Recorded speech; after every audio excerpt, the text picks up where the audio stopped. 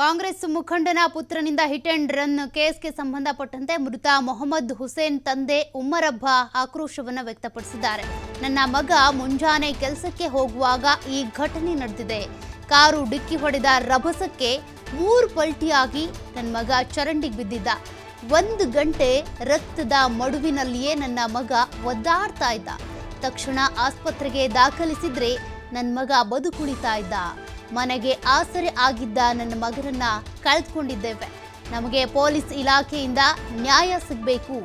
ಆರೋಪಿ ಪ್ರಜ್ವಲ್ ಶೆಟ್ಟಿಗೆ ಕಠಿಣ ಶಿಕ್ಷೆ ವಿಧಿಸಬೇಕು. ಮೃತ ಮೊಹಮ್ಮದ್ ಹುಸೇನ್ ತಂದೆ ಉಮ್ಮರಬ್ಬ ಈ ರೀತಿ ಆಗ್ರಹಿಸಿದ್ದಾರೆ.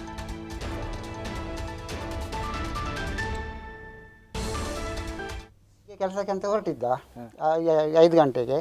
5 ಗಂಟೆಗೆ ಇಲ್ಲಿ ಆಕ್ಸಿಡೆಂಟ್ ಆಯಿತು. 5 ಗಂಟೆಗೆ ಇಲ್ಲಿ ಆಕ್ಸಿಡೆಂಟ್ ಆಗುವಾಗ ಗಾಡಿ ಫಾಸ್ಟ್ ಇತ್ತು. ಒಂದು ಗಾಡಿ ನೋಡಲಿಕ್ಕೆ ಸಿಗಲಿಲ್ಲ, ಅದು ಅಷ್ಟು ಫಾಸ್ಟ್ ಇತ್ತು ಗಾಡಿ. ಮತ್ತು ಇಲ್ಲಿ ಬಂದು ಹೊಡ್ಕೊಂಡು ಸೀದಾ ಹೋಗಿದ್ದೆ, ಗಾಡಿ ನಿಲ್ಲಿಲ್ಲ. ಮತ್ತು 1 ಗಂಟೆ ಬಿಟ್ಟು ಮತ್ತು 1 ಗಂಟೆವರೆಗೆ ಅವನು ಜಂಪ್ ಆಗಿ ಗೇಟಿಗೆಲ್ಲ ಹೊಡೆದು ಜಂಪ್ ಮಾಡಿ ಗೇಟಿಗೆ ತಲೆ ಹೊಡೆದು ಎಲ್ಲ ರಕ್ತ ಎಲ್ಲ ಮೇಯ್ದು ಖಾಲಿ ಆದಮೇಲೆ ಮತ್ತೆ ದಮ್ ಕಟ್ಟಿ ನಾನು ಕರ್ಕೊಂಡೋಗಿ ಅಂತ ಹೇಳ್ತಾ ಇರುವಾಗ ಮತ್ತೆ ಅವನಿಗೆ ತಡಲಿಕ್ಕೆ ಆಗಲಿಲ್ಲ. ಮತ್ತು ಅಲ್ಲಿ ಸ್ವಲ್ಪ ಮತ್ತೆ ಡೌನ್ ಆದ.